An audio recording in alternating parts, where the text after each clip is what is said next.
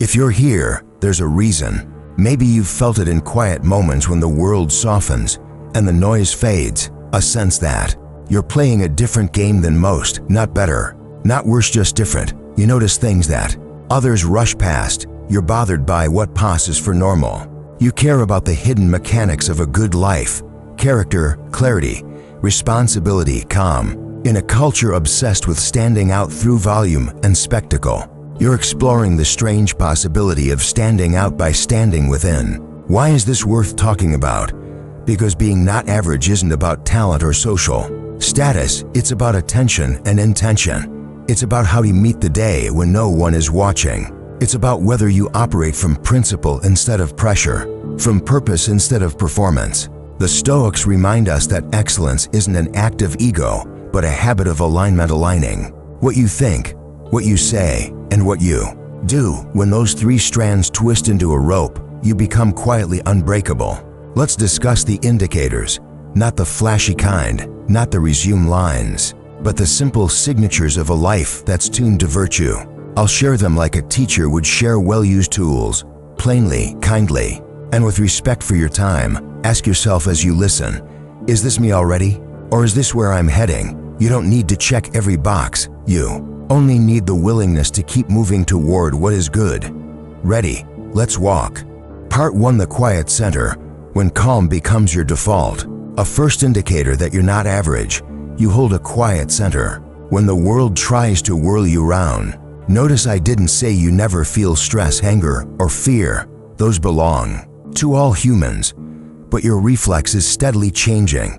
Instead of immediately reacting, you pause. You breathe. You ask a better question. What is mine to control here? That one question is a revolutionary act. It shrinks a storm to a task. Picture this: a message arrives that could derail your day. The average response is velocity, rapid typing, quick judgment, instant escalation. Your response is gravity. You set the phone down. You let the first wave pass. In that tiny gap, your freedom expands. You choose a tone that protects your values and your future self.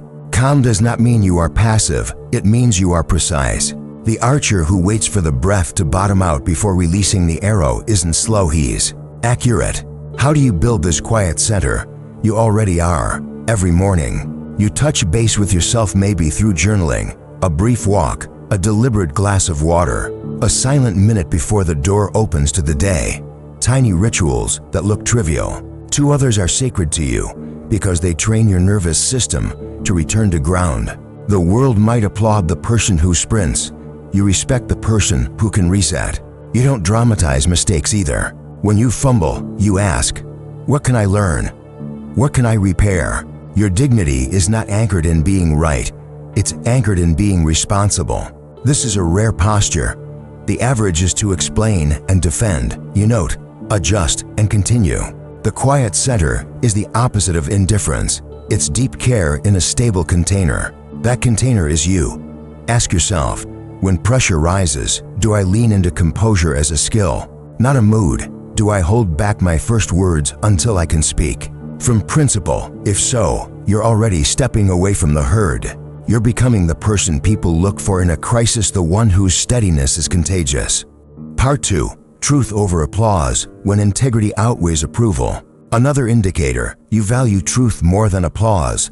In meetings, in friendships, even in your self-talk, you favor what's real over what's flattering. This isn't brutal honesty the kind people use as an excuse to be unkind. It's courageous honesty, measured, caring, anchored in the desire to help and to live cleanly with yourself. You say no without theater. Not average. You don't outsource your boundaries to someone else's expectations. You understand that a boundary isn't a wall, it's a gate with a wise guard. You can't serve well if you're spread thin. You can't create generously if your attention is leased to the latest trend, the loudest voice, or the most urgent non-urgent request.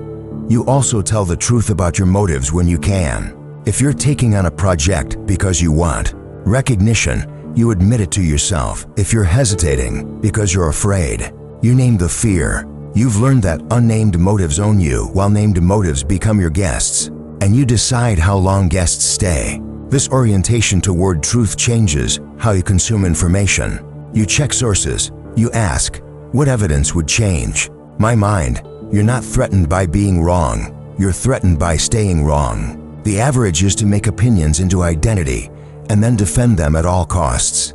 You let opinions be tools useful until they aren't, replaceable when better tools appear. There's a quiet freedom in this. You don't need to perform virtue. You practice it. You don't need to brand your values. You live them. When people praise you, you appreciate it like a warm day. When they criticize you, you evaluate it like a weather report. What's true, what's irrelevant. How should I prepare? And then your turn to work. Ask yourself, what would I still do if nobody clapped? What value would I still defend if everyone disagreed? If you can answer those clearly, your compass is set. That compass, not the crowd, is why you stand out.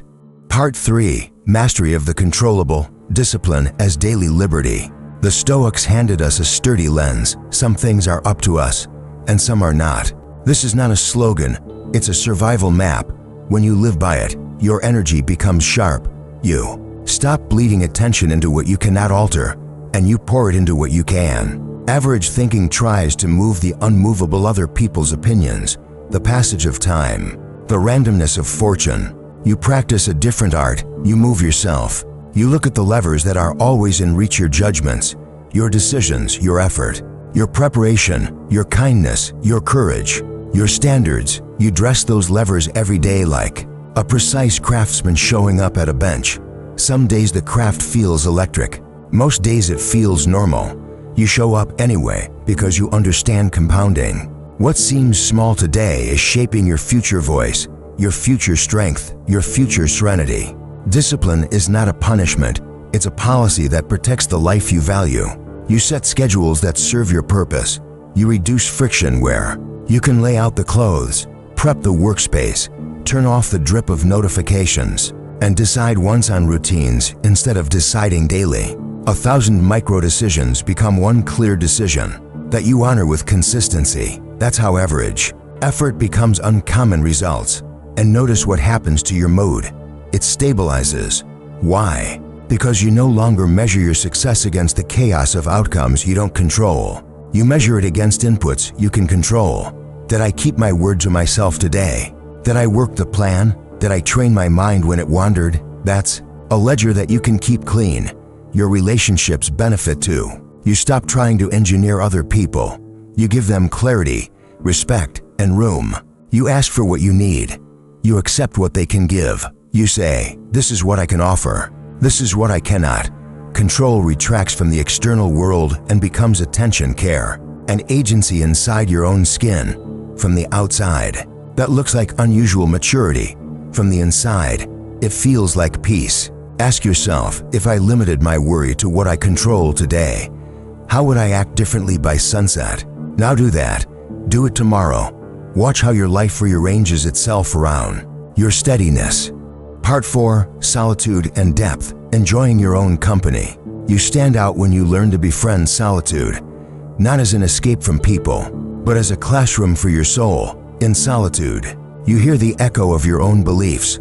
You notice which of your desires actually belong to you and which are leftovers from the environment. You practice focus, real, humbling focus, when you put your attention on a single page, a single problem, a single breath, without the crowd of tabs in your mind. Average is to fear quiet because quiet reveals. You welcome it. Not every day, not for hours on a monastery bench, but enough to keep your interior house in order. Maybe you take a slow walk without your phone. You watch the neighborhood wake guards sweeping storefronts, a dog tugging a leash, sunlight climbing a wall. Your mind, which felt like a room with a flickering light bulb, steadies. Or maybe you journal. You write candid lines that don't need to impress anyone. You catch your thoughts in ink and see their shape. Some look flimsy in daylight and drift away. Some look strong and ask you to act. Solitude trains your attention to go deep instead of wide. You choose one book and read it slowly. You revisit a page. You turn a sentence like a stone in your palm until it warms with meaning. You realize depth doesn't compete on the same playing field as speed. It plays a different sport. You start preferring it, and because you go deep, you become a better friend, partner, parent, or colleague. You listen past the surface. You hear what is being said and also what is being asked. That kind of listening is rare. It turns ordinary exchanges into trusted bonds. Do you need solitude to stand out? No. But if you seek a life that is guided rather than dragged, you'll return to it like a well. Even a few minutes count. The aim isn't to run away from the world. It's to return to the world with a rested mind, a clean heart, and a spirit ready to serve. Ask yourself, when was the last time I sat with myself long enough to hear the second thought, not just the first? If it's been a while, choose a small pocket of quiet, not as a luxury, but as maintenance. Part 5: The Alchemy of Setbacks, Turning Obstacles into Practice. A defining indicator that you're not average. You treat setbacks as raw material, not final verdicts. The average response to difficulty is why me. Your response shifts. To what now? You're not pretending loss is pleasant. You're simply refusing to waste it. Consider a rejection letter. The average mind reads no as never. Yours reads it as not this, not now. You review the work. You seek feedback. You extract a lesson, tighter message, better timing, clearer value. You adjust. You send the next letter, and you do it without poisoning your spirit with bitterness. That's uncommon. Or consider a relationship conflict. You can be right and unkind at the same time. You recognize this. You run the tape. What assumption did I make? What tone did I choose? Where did I prioritize victory over understanding? The point isn't to blame yourself for everything. The point is to find the lever you can actually move. If an apology is yours to make, you make it. If a boundary needs to be set, you set it. If distance is wise, you choose it without drama. You use the difficulty to sharpen discernment. This alchemy of setbacks isn't mystical, it's a method. See clearly, accept reality, act cleanly, review humbly. If you can do that once, you can do it 100 times. Your confidence stops being about a guarantee of success and becomes about your process. You begin to trust yourself not because life gets easier, but because you get smarter and gentler under pressure. And when life deals you the heavy cards, the ones that bruise the spirit, you remember to borrow. Strength, you call a friend. You cry and rest. You keep promises that keep you tethered to the living. Eat, move, shower, step into the light.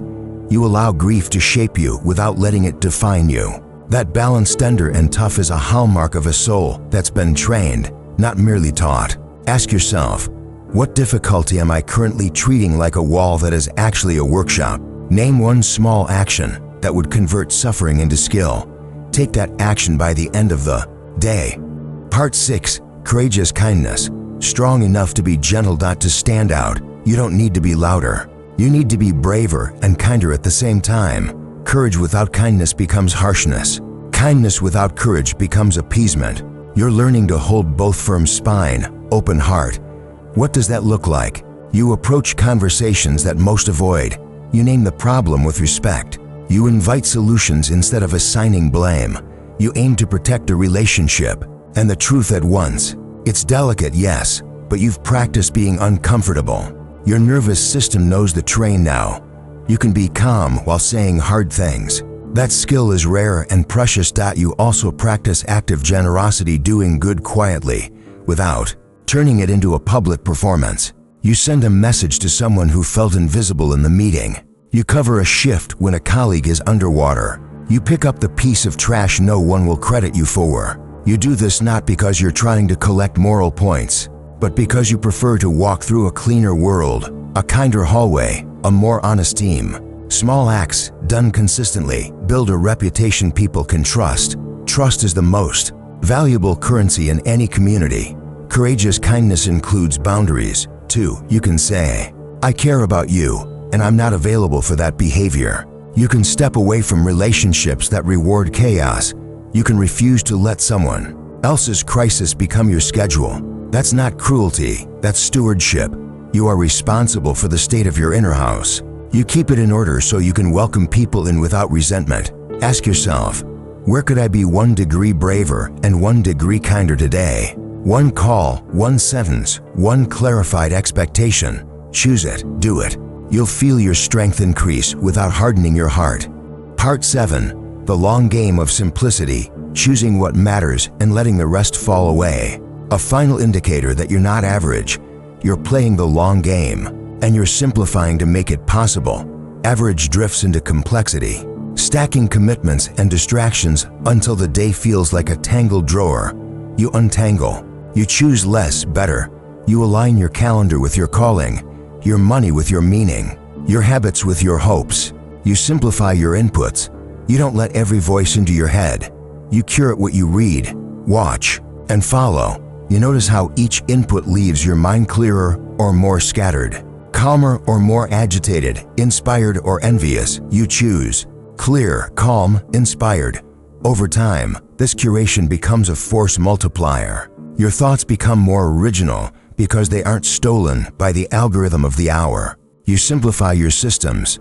You set quarterly themes instead of endless goals. You keep a short list of promises that matter. Move your body, protect, sleep, do focused work, show love, and keep learning. You let other ambitions orbit around those anchors. You know that greatness is just goodness, repeated for a long time, and you simplify your identity.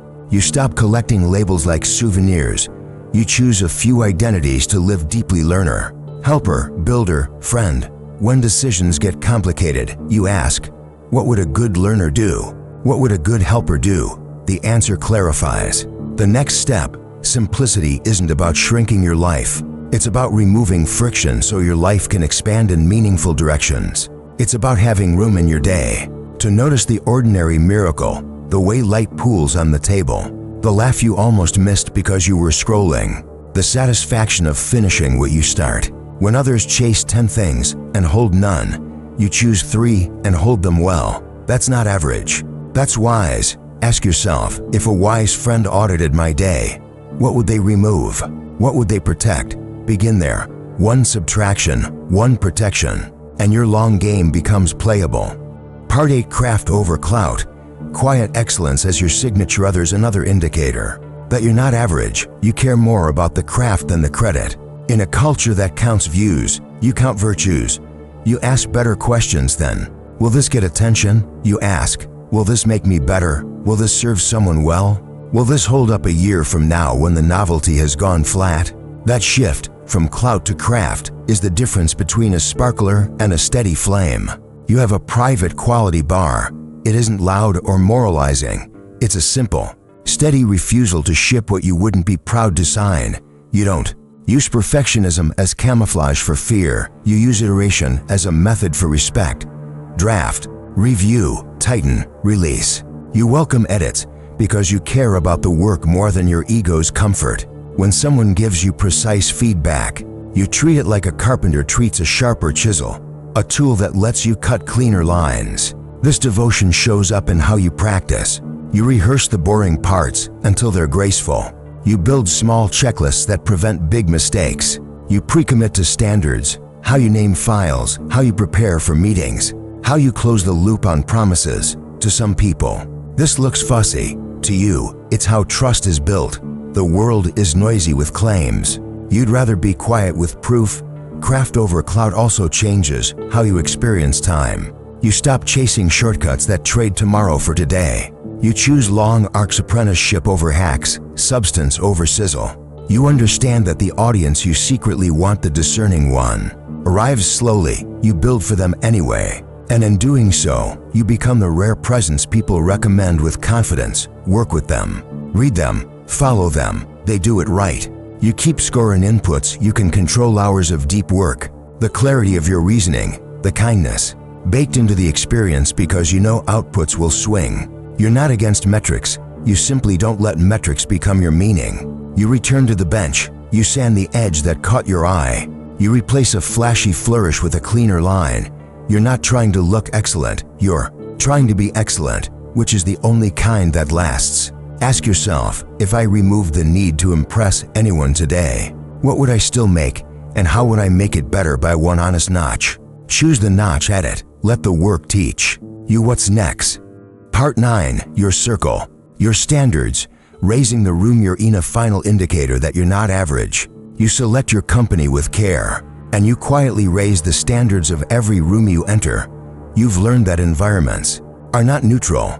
They are magnets tugging your habits up or down. So you choose circles where truth is welcomed, effort is respected, kindness is practice, and cynicism is gently starved of oxygen, you notice the contagious quality of standards. When you show up prepared, on time, and present, you make it easier for others to do the same. When you decline gossip and choose candor, you shift the conversation from suspicion to solutions. When you give credit quickly and take responsibility promptly, you lower the temperature of ego and increase the flow of collaboration. You become the person people exhale around, the one who makes work feel safe and meaningful at once. This doesn't mean you tolerate anything that drains the room. You set bright boundaries with soft hands. You can say, "I value you and I won't participate in that." You know the difference between a difficult day and a destructive pattern. You offer help. You model better, and if the pattern doesn't change, you step back without fanfare. You're not trying to win every room, you're trying to honor your values in every room. Sometimes that looks like staying and serving. Sometimes it looks like leaving and letting go. You also diversify the kinds of minds you keep close. You seek mentors who challenge your certainty and apprentices who awaken your generosity. You don't only sit with people who agree with you. You sit with people who reason well.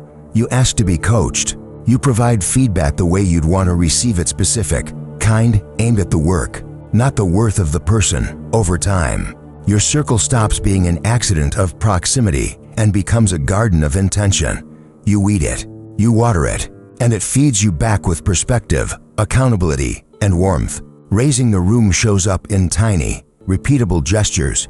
You send agendas in advance. You summarize decisions and owners. You notice the quiet contributor and draw them in. You invite the dissenting view because you care about getting it right more than being seen as right. You end meetings on time. You follow up when you said you would. Small consistencies compound into culture, and culture makes excellence less fragile. That's leadership without a podium. Ask yourself, who helps me become truer, kinder, and sharper, and how can I invest in that connection this week? Who consistently pulls me away from who I intend to be? And what boundary would be both honest and humane? Choose one move. Make it with grace. Let your standards travel with you and watch the rooms change. We've walked through 7 indicators that you're not average. You stand out. You cultivate a quiet center. You choose truth over applause. You practice mastery of the controllable. You befriend solitude and go deep. You turn setbacks into practice. You live courageous kindness, strong spine, open heart. You play the long game of simplicity. None of these requires special talent. Each requires a series of small, honorable choices repeated when it's easy and repeated when it's hard. If you recognize yourself in these pages, take a breath and smile. You're already moving in a direction that will make your future self grateful. Keep going. Let your example be your argument. Let your calm be your signature. Let your work speak for your standards. You don't have to convince anyone. You just have to continue.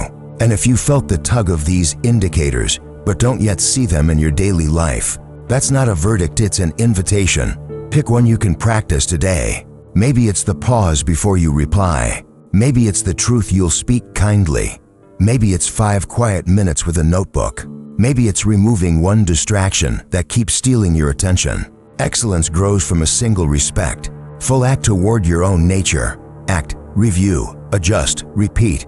The cycle is simple. The transformation is profound. Before we part, let me leave you with a gentle routine, a short, Stoic cadence to open or close your day. First, remind yourself what is in your control and what is not.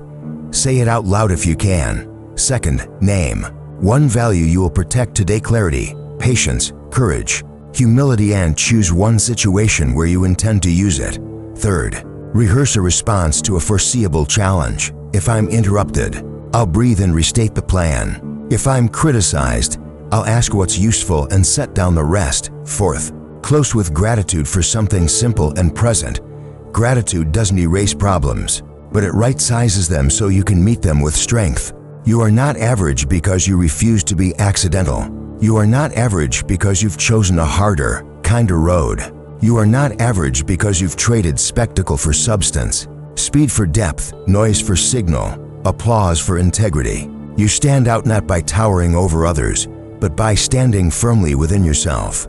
Keep that posture. When the world grows loud, return to your center. when the path grows crowded. Walk your principles. When the day grows heavy, simplify to what you can hold with grace. One day, someone will ask how you became so steady, so clear, so quietly strong. You'll think back to small mornings and small decisions. You'll remember that you did not chase extraordinariness. You practiced ordinariness with uncommon devotion. That's the secret. Ordinary, done well, over time, becomes extraordinary. And you are well on your way. Walk gently, act firmly, review humbly. Begin again tomorrow.